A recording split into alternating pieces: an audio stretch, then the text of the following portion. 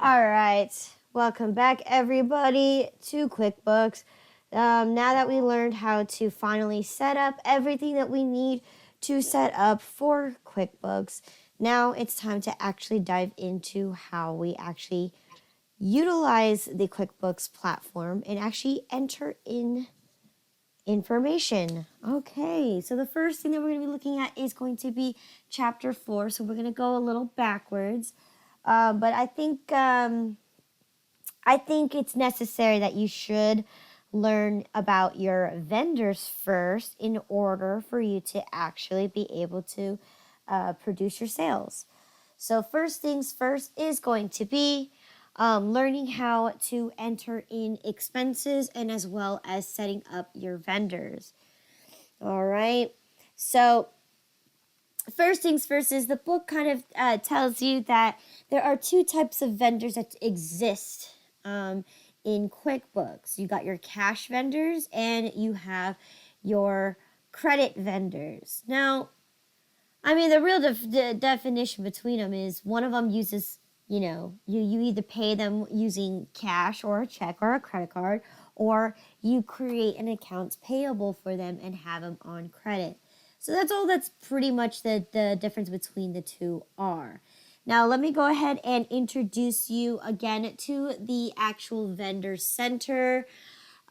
So you can access the vendor center on the home page by clicking on that little window or that little tab. So I'm going to show you again. So on the home page at the very, very top, you have this little blue tab or blue square that says vendors.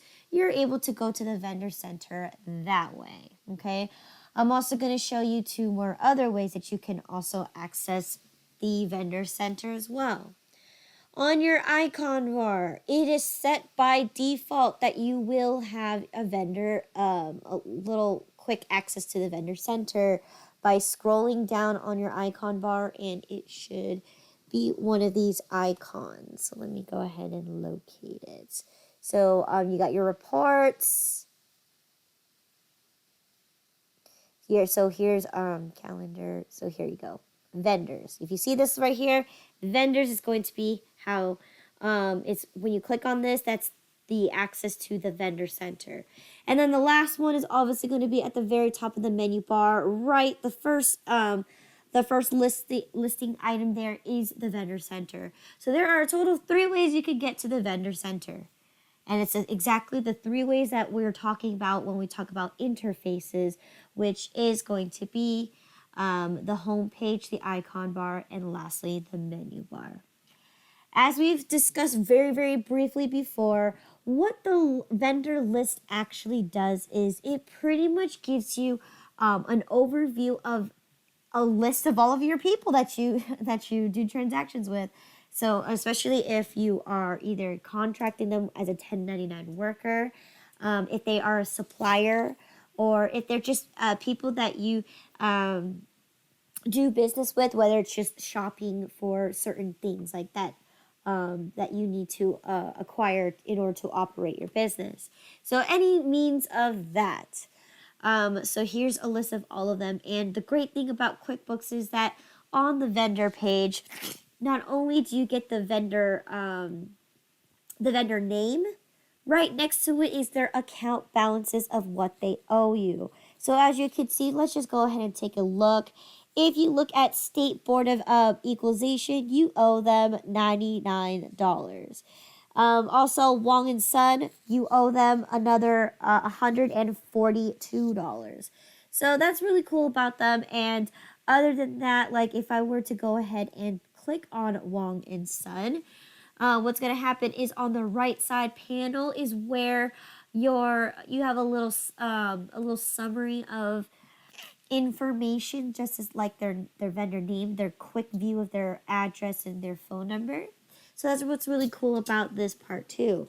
And not only can you also have a little quick little info on them, you can even upload documents. You can attach files. So see this little paperclip icon? That is where you can attach business cards or even attach other things that are relevant to this this vendor per se. So usually like documentations like contracts with them or business cards. Usually that would be under this file right here. Then you have this little pencil button that allows you to edit the information at any given time, which we are also going to be looking on how we enter in a vendor in the first place.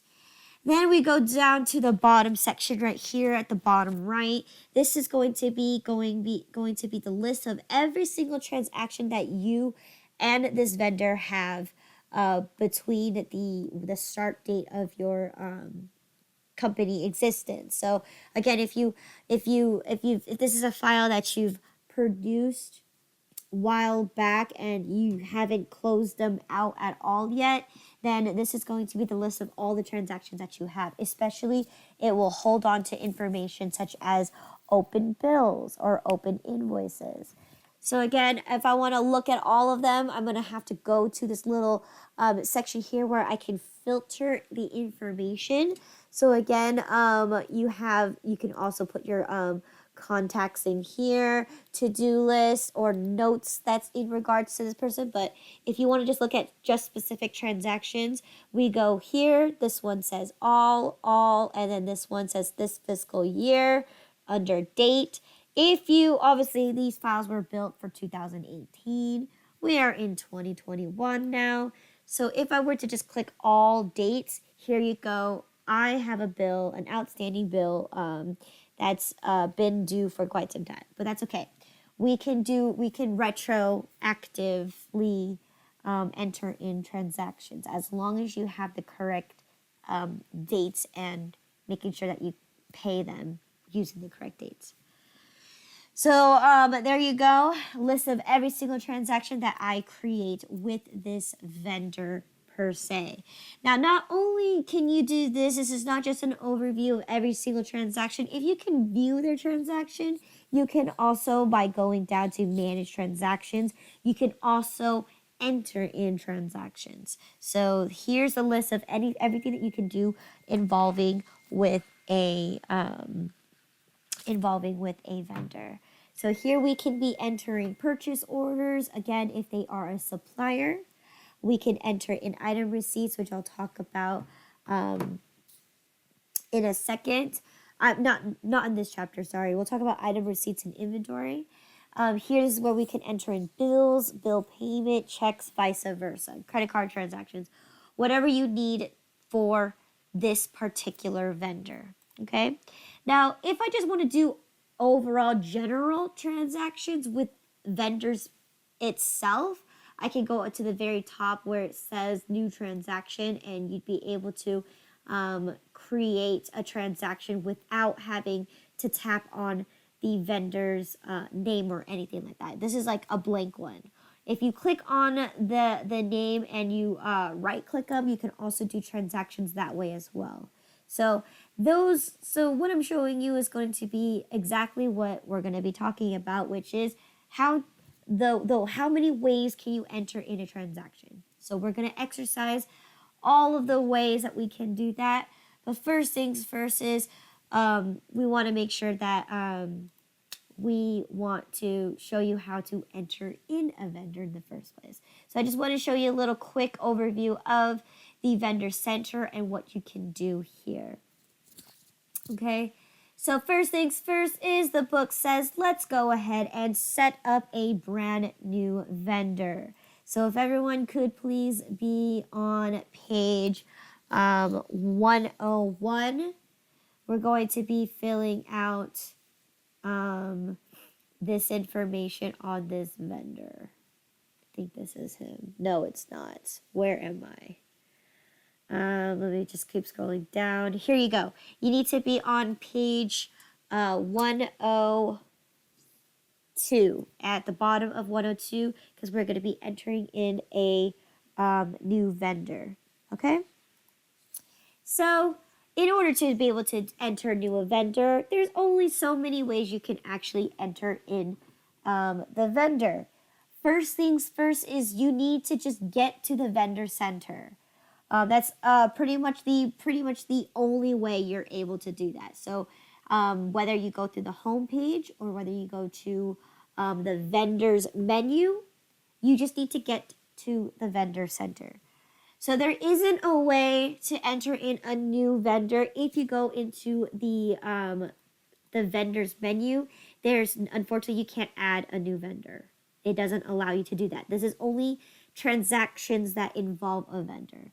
So again, the vendor center only allows you to do whatever it is that is involving with a vendor, but this one is going to be the way you enter in a new vendor. So in this case, again, like I said, I showed you before, there's once you get to the vendor center, you can either click new vendor at the very top, and you have options to either enter in one vendor at a time, or you can enter in multiple vendors at a time. And with that too, you can also right click on anywhere on the vendor list and be able to create a new vendor. Okay? So there are a total of 6 ways, I guess. As long as you get through just getting to the vendor center itself. All right, so that's one way is the homepage, second way is the icon bar, third way is going through the menu bar. And then once you're in the vendor center, the only 2 ways to be able to enter a new vendor is by either right-clicking anywhere on the vendor list, new vendor, or right at the top, new vendor. Oh, not that one, this one. Right at the top, new vendor. Okay, so I'm going to go ahead and just quickly show you what if I wanted to enter in multiple vendors at simultaneously. So as you can see, it looks just like a spreadsheet that allows you to be able to enter in multiple items at one time. And that's precisely how it is the easiest way to build your company, your contact list, especially for your vendors, your customers, and your employees. If you have an Excel sheet with all the details in it, what you can do is you can actually copy and paste them in here directly from the Excel sheet. You can also even import it directly from Excel itself. You just have to make sure that you line up the appropriate columns in QuickBooks and your Excel sheet and be able to copy and paste it there. That's just one way, but that's also more advanced learning of QuickBooks. So if you are more avid using or you are more familiar with QuickBooks, that's definitely something that you will eventually learn. But we're going to go ahead and take it back a bit and actually just enter them in one at a time, because that's what the book tells you and that's what the book shows you to do. So here I am again out of the vendor center. I'm going to go ahead and go up to the top and click new vendor. So now here I am at my form. As remember, if you guys remember, so the one that I just showed you was entering it as a list. This time I want to show it to you as entering it as a form. Like I said, this is probably the easiest way to enter in a transaction because it pretty much asks you all the question. All you have to do is just fill it out. So number 1 is going to be, what is this person's title or name of the company, or etc., etc. In this case, I believe this is Boswell Consulting. Yes.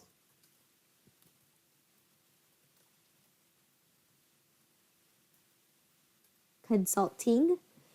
All right. And then, okay, so if this person is supposed to be a independent contractor, right, what you're going to actually do is at the very, very top where it says vendor name, you're actually going to enter that in last name first instead of first name first. Really weird, but it's because the way that you organize your information, that's how usually general rule of thumb is it's enlisted by last name first. But in this case, this is a legitimate company, so there you go. So you can change that. So company name is Boswell Consulting. Okay. And I believe the owner of this company is Mr. Stephen. Steven. Boswell. No middle name? Nope. Okay, Boswell. Okay. And of course, his job title is that he is the owner.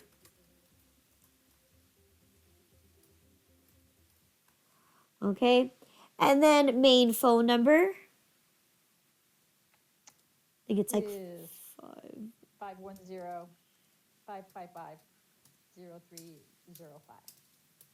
Okay. And does he have a A work phone number. work, mobile, or fax? It just says work number. Okay. Go ahead. And that is a 510-555-5500. All right. Now, main email. I believe it's Steve. Yep, at Boswell, what is it, right now, .us? Yes.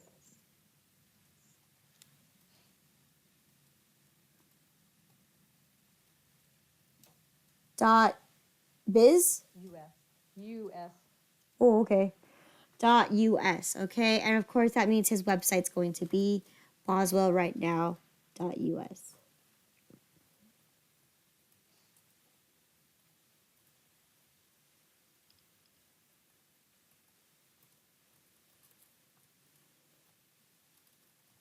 There you go. So once you've completed that part, good. So the next section is, of course, if you're going to be having, you want to be able to contact him via, whether he bills you or not, you want to make sure that they have a billing address. Okay. Now, here's a cool thing about this as well is that your, I think it's a PO. What's the address here? P.O. Box. P.O. Box 620. I think it's just PO.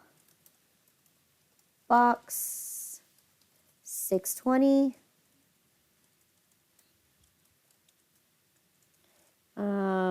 Oakland, Yep. California. 946. All right, so this is what's really cool about this part here. When you are having this piece of information here, what you can do is you can actually copy it over if his billing address and shipping address are the same. So if you click this copy button, it's gonna give you this window to verify, is this all information correct? And of course I'm gonna click OK, and what's gonna happen is it's gonna exactly pop over on the other side. Now, yes, you can change a few things. You can change other things, such as like maybe you don't need his name per se, or you don't need, or if you're sending a letter to him per se, you don't need the company name. So yes, you can edit that information as well. And I believe with this one, you can also have multiple addresses. Again, if the billing and shipping are the same, usually you don't want to waste space there. But let's say if he is billing you, normally they would give you a business address versus your personal address.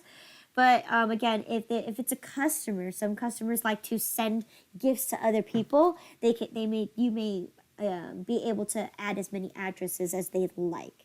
But in this case, this is dealing with a vendor. A vendor should only give you a business address, not any other than that, except for his personal, obviously, for personal, or I don't know if the business is supposed to be, if it's like an important letter that you're sending, most likely they'll say, well, use this address instead.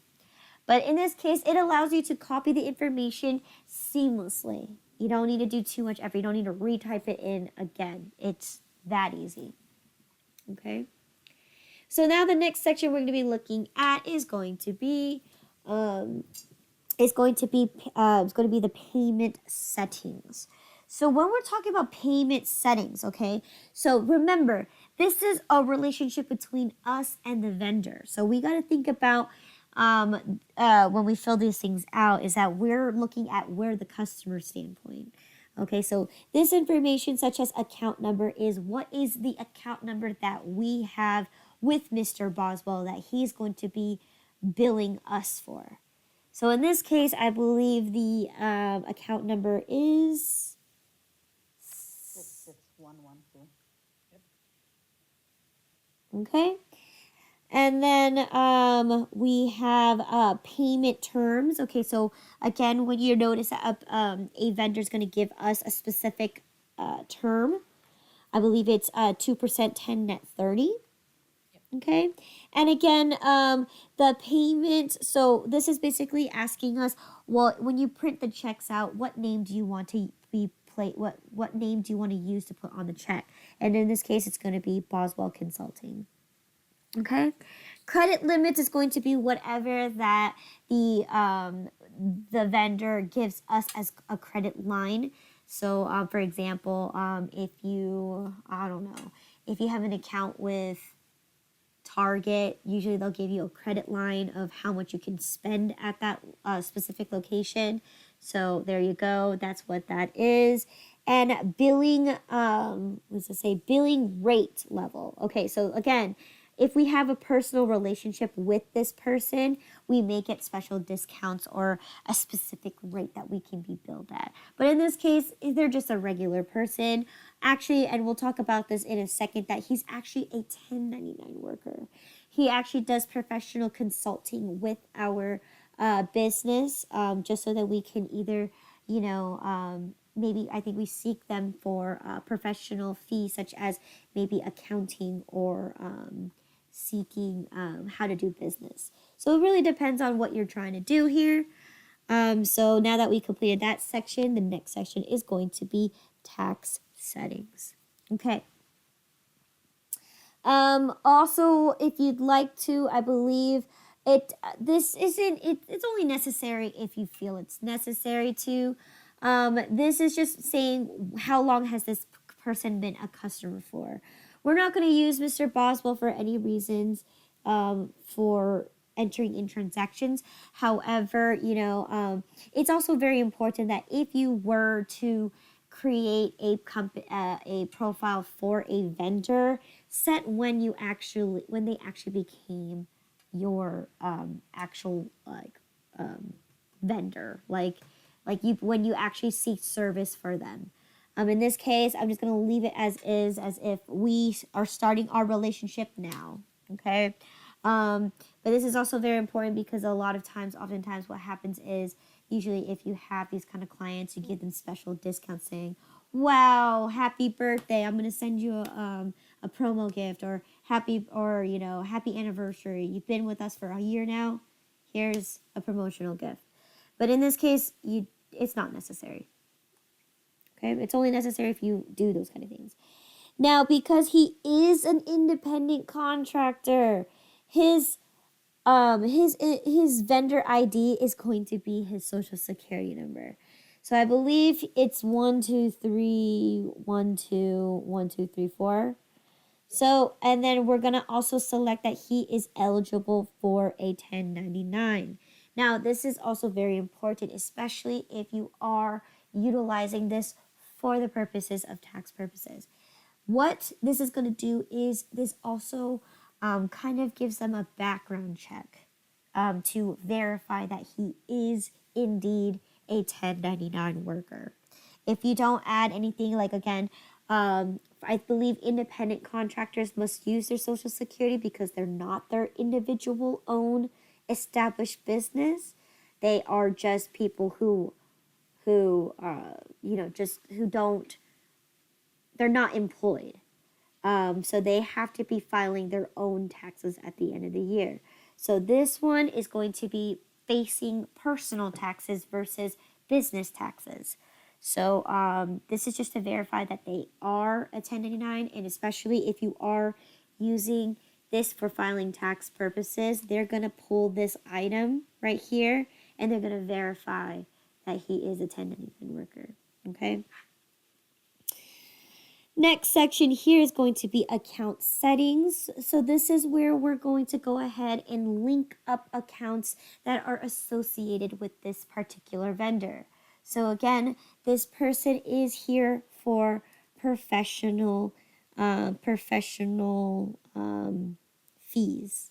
Okay, we're here. They are a consulting group, so it makes only sense that they're going to consult us on something.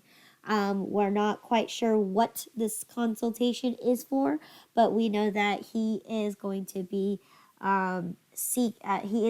we contracted him to seek advice from this guy. Okay. And again, you have up to as many as 3 accounts that you can actually link with this guy. In this case, he's just a mere business expense. Again, he's just an expense for the company to, maybe we needed a consulting to see how the interior designing needs to look. So as we remember in Coffee Cafe, when we contracted Miss Kim Robinson to just give us an idea of how the interior design should look, then yes, that's exactly the same thing. It's going to be some kind of professional fee. All right. But there's nothing else that we can link to this guy. He's not part of our sales because he's a vendor. He's not going to give us some supplies, so there's no point to have supplies linked to him. He's just a mere expense. All right.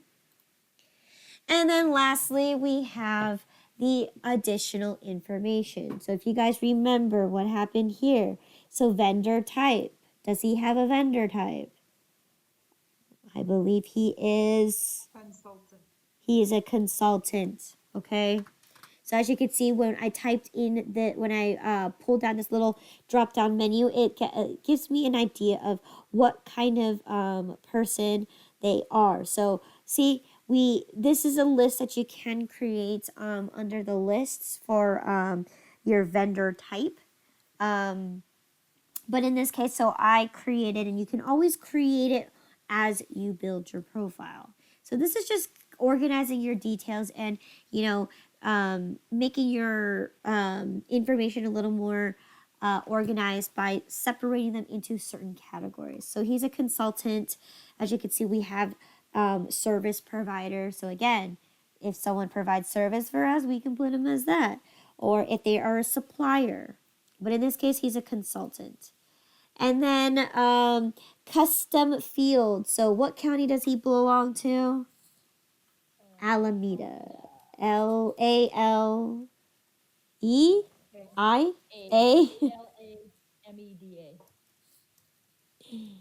Okay, Alameda. Okay. So again, this is where we can actually create custom fields. So again, as we spoke this yesterday, we can say what day that was his business established. So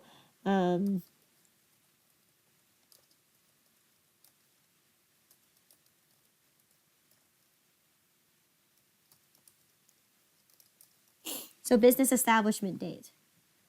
I'm gonna say yes. That's something I want to have so then I can either send him some flowers saying congratulations on your efforts of your business. Okay.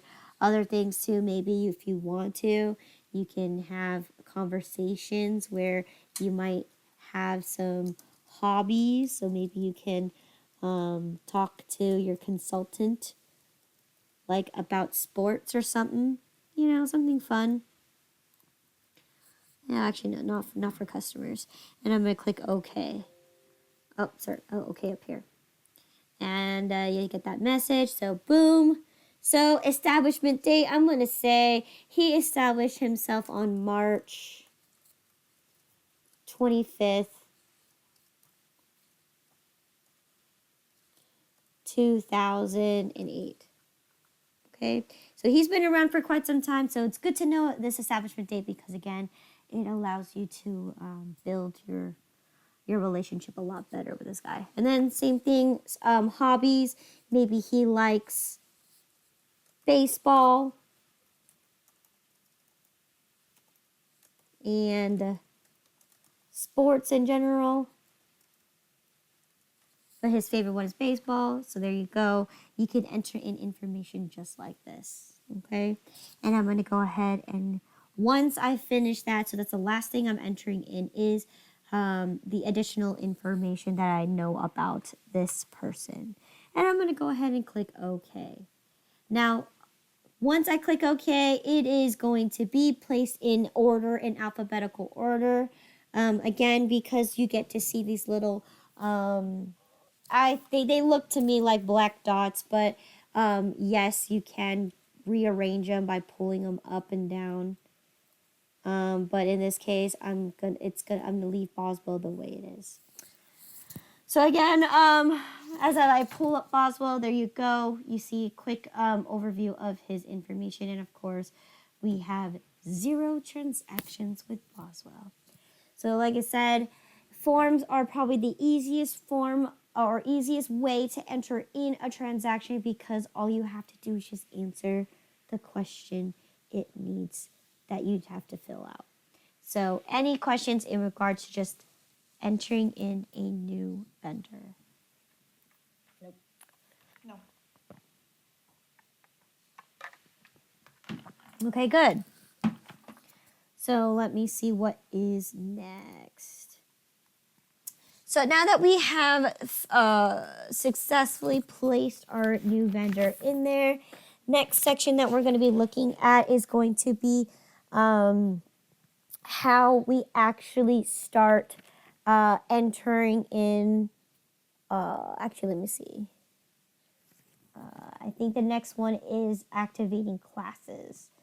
So let's see. Yes, activating classes. So when we're dealing with entering a transaction, this is a highly recommended, useful tactic to organize your information even further. So what classes actually does is it actually categorizes your expenses and your income even further down into other categories, and other categories that you can separate your income and your expenses to is going to be either line of business, department. It could be even profit centers. It could be based on location. So yeah. So if you read here, there are a couple things that you can utilize the class tracking for. Excuse me, I cannot talk today. Class tracking. So what the class tracking does is it pretty much, again, it allows you to separate your transactions even further by categorizing them even further down. And when you can do this, what happens is that when you do run reports on QuickBooks, it allows you to make reports based on the classes. So in this case, this example here in the book, the Photo Academy Photography uses classes to for location. So they have 2 store locations. They have one in San Jose and they have one in Walnut Creek. And what happens is you can actually, once you file up all your stuff and you finish and you're going to wrap up the rest of your period, right? And you're doing your financial statements, what you can do is you can create reports based on the store location. So you can actually get a projection or get information on which store location is actually more profitable. Okay, so that's actually really cool. That what you can do here is you can separate your expenses and your income based on that kind of thing. So again, for example, I'll give you another example that's not this one. For example, PepsiCo. PepsiCo not only does their line of sodas, right? They can utilize classes for even their line of product, right? They have their soda. They have their soda line. They have their tea line. They have their water line. Okay. Or what they can also do too is because they also own Frito-Lay, they can now they have multiple different lines of products, right? They have their beverage industry, and they also have their chip industry. So there's I'm sorry, I think they're snacks or whatever it's called. The chips are going to be snacks, right? So that's a perfect way to see which one's more profitable. Is it their beverage line is more profitable, or is it their chip line is more profitable? So that's a really good example of how you can be able to take a specific item or department or a line of product, location, profit center, to determine, when you run these reports, specific details into what's actually more profitable, which one is, which one is costing more of the money, where is most of the money going, where is most of the advertising being distributed to. So that is very important. They recommend you to use this because, again, it not only does it help you organize your information, it truly allows you to expand beyond when you do reports. It allows you to expand and be able to, be able to get an overview of how your company is doing. Okay. So that is class tracking, and let's go ahead and check to see if it is turned on. So again, class tracking is definitely going to be a company preference that you have to toggle, especially like, again, for this example in Academy Photography, they use theirs to separate their specific store locations. So we need to actually utilize our class tracking. So in order to do that, you're going to go to File and you're going to go to Preferences. This one's going to be a basic accounting preference, and you're going to go to your actual company, and here it is. It's already checked marked that we are using class tracking. Okay, so there you go. We don't need to worry too much about it. But again, if you don't use it, it's just going to disappear on most of your transaction forms. So again, if it's not necessary, you can go ahead and deactivate that. But again, we are going to be showing you an example of utilizing the class tracking. So there you go.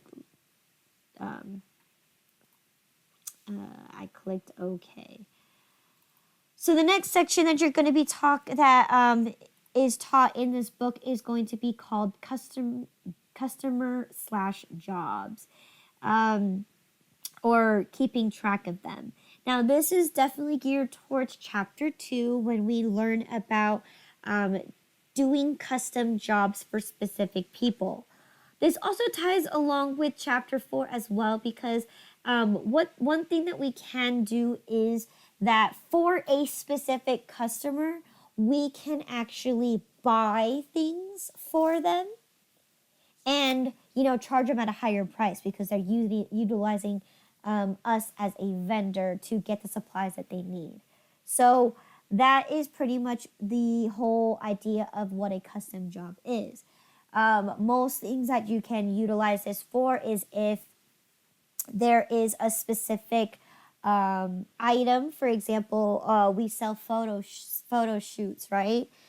We can actually bill them specifically for this exact person and actually assign them a job. So that's all what custom jobs is, or job costing does, is it basically just links it to a specific customer for that particular job. Okay, and again, we actually look more into detail into this when we're dealing with Chapter 2 and Chapter 9, when we actually start linking them to other items and bill the people for it. So not only that, but that's what that's what job costing does. It just links the actual person to the transaction, versus up here is linking the transaction to specific other categories. Okay, so that's just the difference between the two, and that's what they primarily are used for. Okay, any questions in regards to any of that? Nope, good right now. Okay, Nope. good. So now here's the very next section is how are we going to pay your vendors? There are 3 ways that they teach you how to pay your vendor.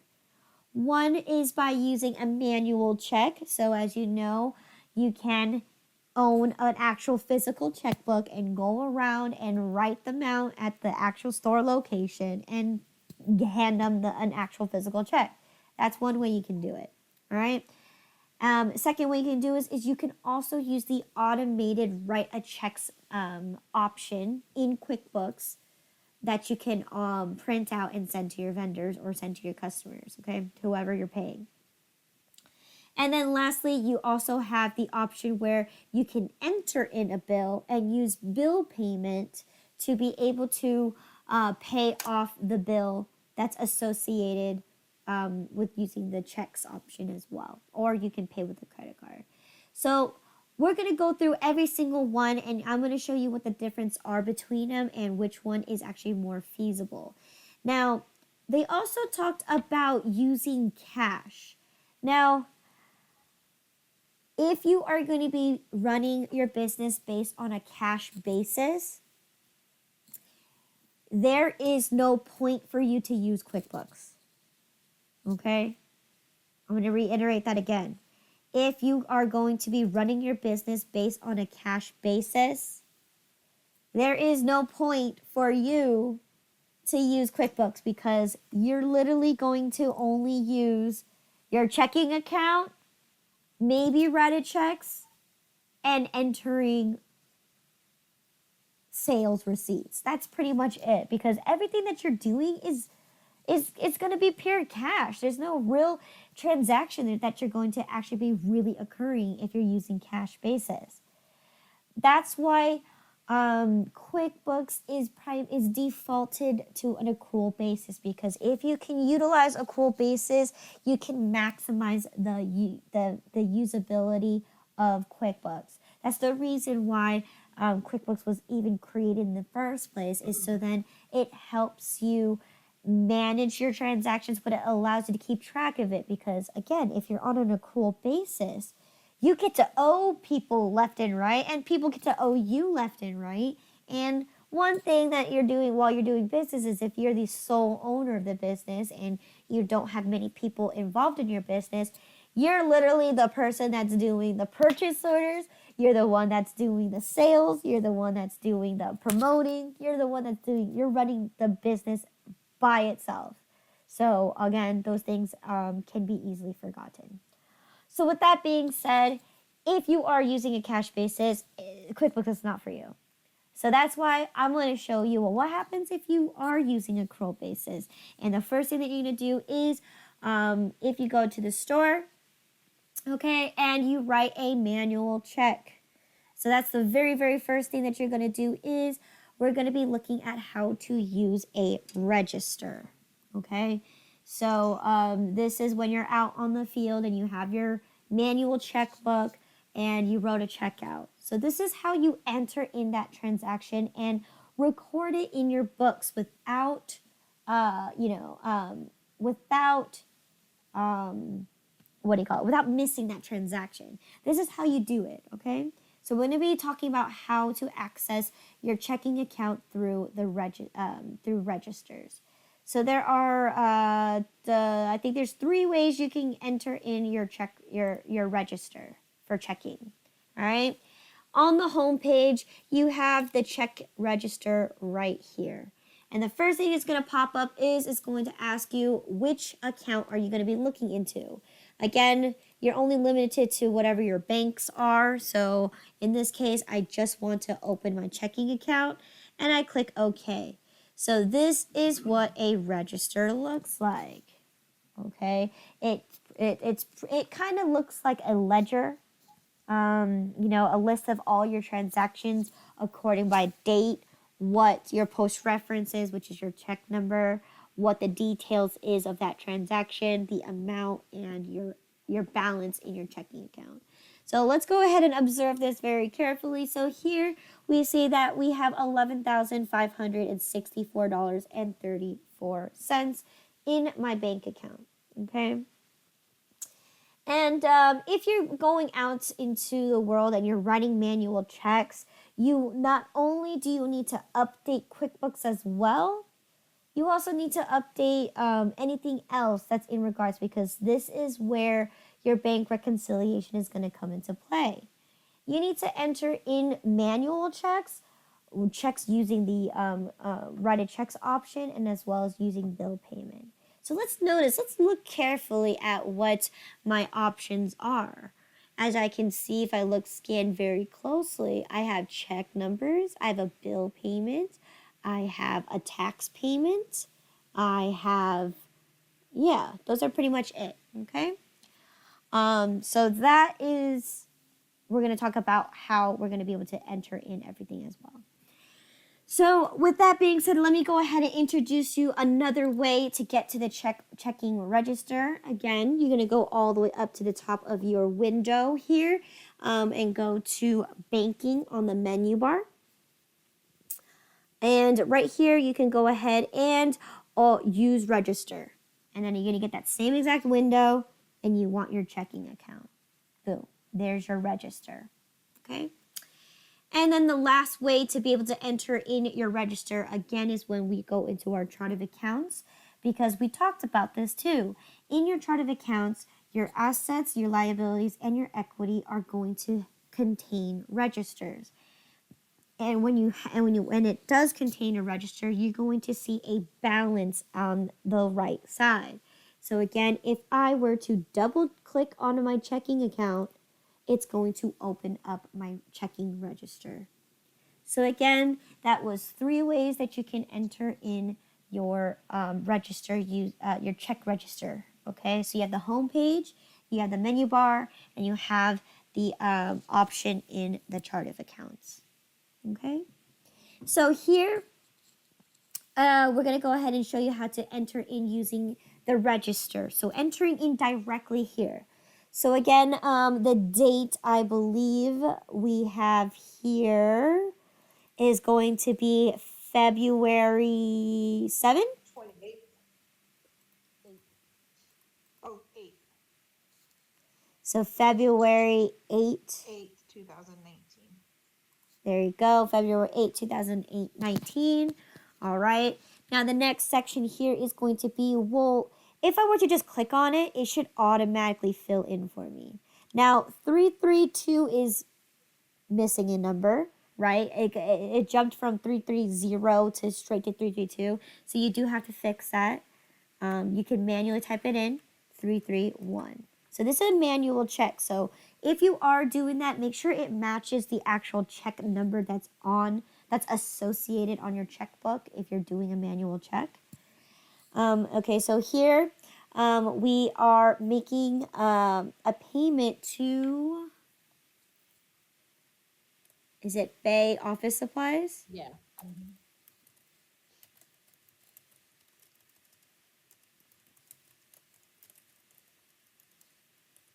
Okay, now notice when I typed that whole thing in, nothing popped up. The minute I press tab, QuickBooks is going to recognize that this person does not exist in my book. And then this is where I'm going to go ahead and do my quick add option. So here it says quick add. And now it's going to ask me, well, what kind of person is this? And you're going to verify that this is a vendor. Okay. So there you go. Now the next time you go to your vendor center, Bay Office Supplies exist. Okay. So now the next thing is going to ask me, well, what did I buy? I bought office supplies. So make sure that you know that this part is going to be entering an account that you've created before. So in this case, I'm buying office supplies. Okay? And then it's going to ask me, what is my memo here? Pretty straightforward, office supplies. And then it's going to ask me, for what amount did I pay for it? Is it $128.60. $128.60. Okay. Now, here's a good thing and a bad thing. All right. Now, as we learned Excel, our best friend is the Enter key. In QuickBooks, your best friend is the Tab key. Okay, because if you press Enter and you haven't filled out a form, you're going to enter in the transaction, as in you're going to validate that this transaction is complete. Now, sometimes QuickBooks may catch you and be like, well, you haven't filled out the whole form yet. Some of them are just going to go ahead and proceed without it. But the great thing about QuickBooks is you can always edit your information at any given time. But in this case, now that I've for surely filled in all my information, I can go ahead and press Enter to validate my information, and it gives me the beep of approval. Now notice my money also went down by 128. Yeah. So there you go. So it gives you an account balance every time. So now that we have this transaction here, it's already says right here, we wrote a check, and there you go. All right. Any questions on how to use the register? Okay. No.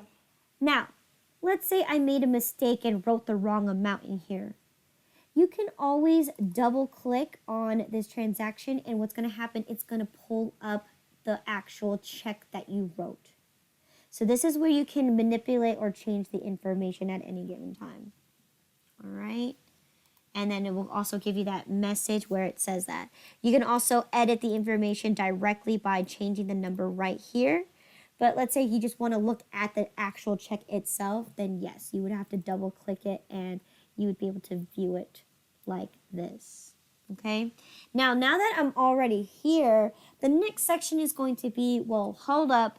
Before we validate this actual transaction, let's actually split the cost, because we bought office supplies not only for my San Jose location, I also bought some for my Walnut Creek location. So here now I need to edit this check number and be able to split it. So here I've already opened it up, and I notice that I have two sections.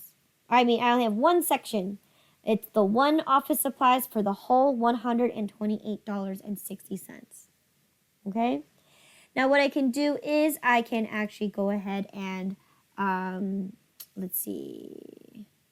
I think the first one's office supplies for $100.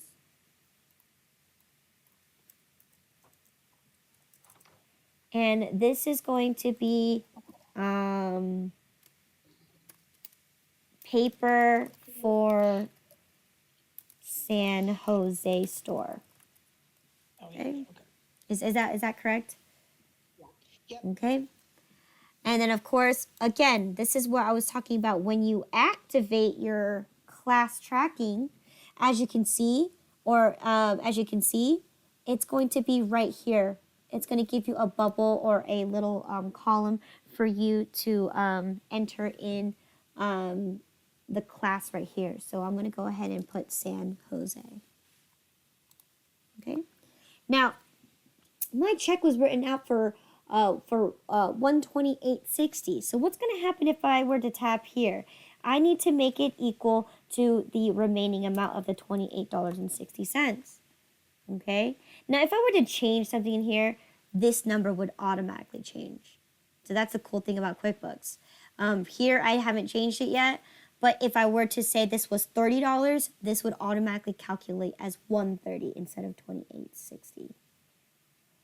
But in this case, I believe this is going to be internet expense. Is that correct? It says computer cables. Yeah. Oh, like what account number is it? Is it going to be computer and internet expense? Oh, yeah. 61,700. Perfect. Good. Computers and internet expense. And this is going to be cables. Yep. For Walnut Creek store. Okay? And again, if I use the class section, if I actually end up leaving this blank, it's actually going to be stored in another account or another class called other. So you want to be very careful to make sure that you do, every time you do your transaction, that you do fill this out completely. Okay. And then here, Walnut Creek. So this is the one cool thing about QuickBooks too is, look, I just typed in W and it gave me a drop-down menu of what suggested items am I looking for. So in this case, Walnut Creek is here and I click on it, boom. So this is how it helps you enter in a transaction a lot more quicker. You just only need to type a few letters of the name or the title of it, and it automatically gives you a drop-down menu for you to select. So there you go. And then I'm going to also make sure I have my memo office supplies for...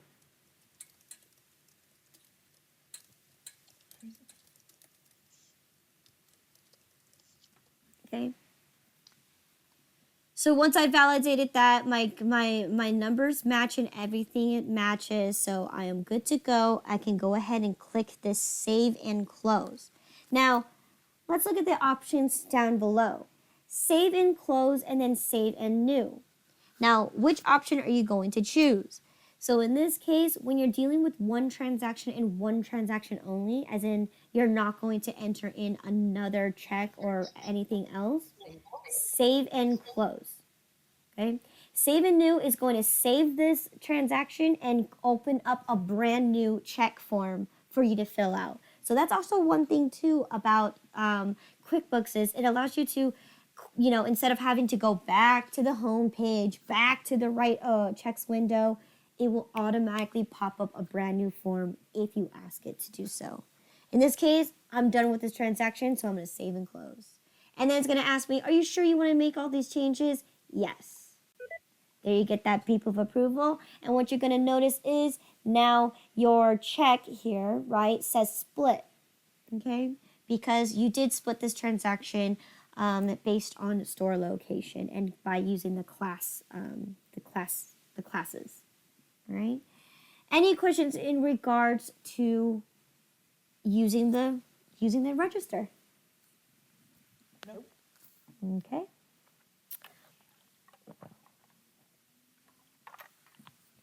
All right. So now that we use this one, okay, so the next section that we're going to be looking at is going to be understanding how to use the write a checks window. Okay, so when you have vendors again, and you're at home and you want to send a check to somebody, that's where you're going to be using the write a checks window. Okay, this is in a sense where in case if you don't want to enter it in using the register, you're able to actually physically do it by using the write a checks option. So with that being said, let's go ahead and I think we're supposed to be on page. Oh, no, we already finished that one. The next page is going to be this one right here for page 111. Okay, this is where we're going to be entering using the write a checks window. Okay, so again, how do I write a check? Pretty straightforward. You have it right here. Okay, this little icon, write a checks. And then if you click on this, it's going to give you the form on writing a check, which we just looked at earlier. Okay. You can also access that exact transaction by going all the way up above onto the banking, and right there, first thing you have is to write a check. Okay.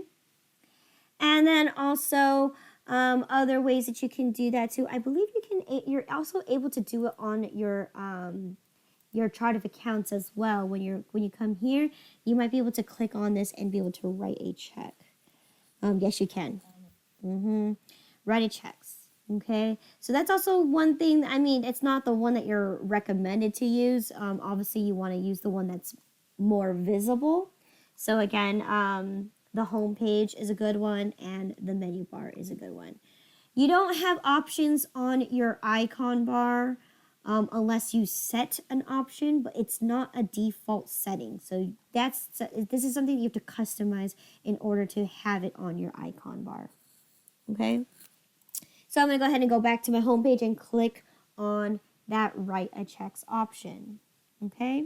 So here, the first thing that you want to make sure is that you are writing a check and it's coming out from the correct bank account. You definitely want it coming out of your checking account, not anywhere else. Okay? Other things you want to also double check too is that the date is correct as well as any other information here. Now I'm going to talk to you about this real briefly. So when I do this, all of a sudden it's asking me, it's gonna associate the next check number, which is 332. But if I'm using QuickBooks to write a check for me, obviously I can't have two checks, right? If I have a physical manual checkbook, it cannot reflect the same number. So you can actually change this number to whatever sequence it is because you're using the write a checks option and you're using QuickBooks to print the check out for you and also send it out for you as well.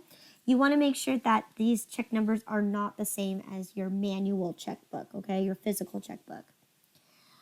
Other things that you can do too is if you don't want to print it out just yet, which that's what the book is going to ask you to do, you have the options to print it out later. If you print it out later, it will not assign a check number. Okay, again, if you press the print later, you are not going to assign a check number until you print it out. Okay? Now, of course, even if you were to have it not print out later and you printed it out now, there's actually a few things that you have to have that we haven't talked about, and that's going to be the next couple sections, which you're going to need. Number one thing is a signature. You can't print out a blank check unless you're physically going to sign it, but in most cases, most businesses, they actually prefer to use a scanned signature.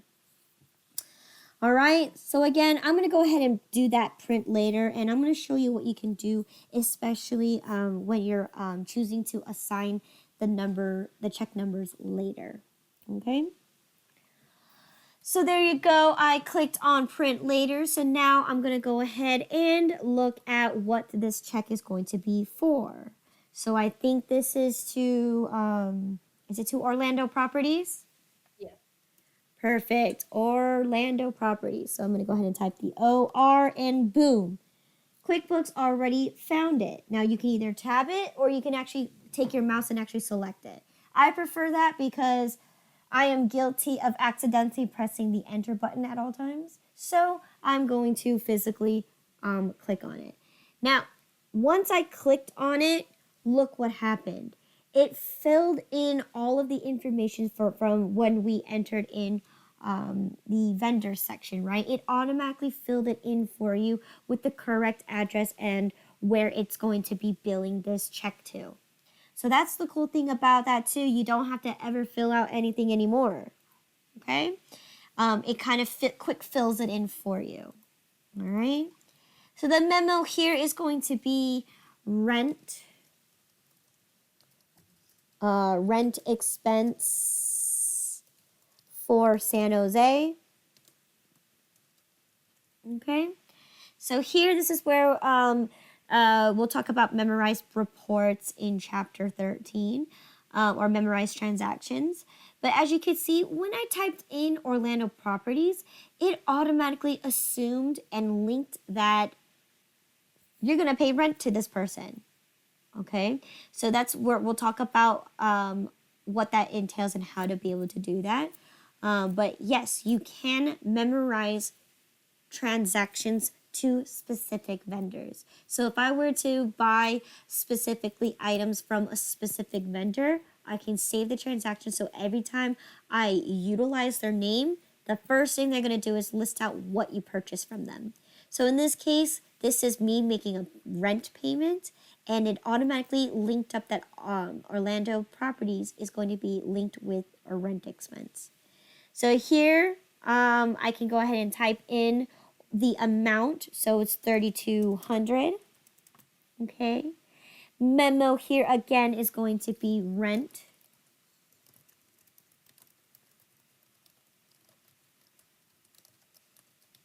For San Jose. And again, I'm also going to make sure that I actually classify it under San Jose location. Okay. Now there are two things that you can do. You can enter the amount right here in the amount box right here, or you can just simply tally up all of your stuff here and it will automatically populate up here. So you don't need to do a lot of typing or filling out. So that's the great thing about QuickBooks, okay? It will automatically calculate it for you. What is the date on this one? Is it also the February 8th? Okay, perfect. Okay, so good. So now everything looks sound and looks like it's been filled out. I'm going to go ahead and click Save and Close. Okay, so this is an example of making a payment to a vendor using QuickBooks Write a Check option. Okay? All right. Any questions in regards to that? No. Okay, so again, I showed you 3 ways that you can enter in a transaction. So the next section here is going to be, let me double check on the time. I'm going to go ahead and call break because it's exactly 2:40. So we'll stop here and we'll Michelle a while ago. I don't know if she lost connection or what. Okay, it's okay, but it's 2:40, so that's the exact time that she needs to go. So so please be back at 3 o'clock, and we'll continue when we will continue the rest of the lesson at 3. Very good. See you then. Okay, see you then.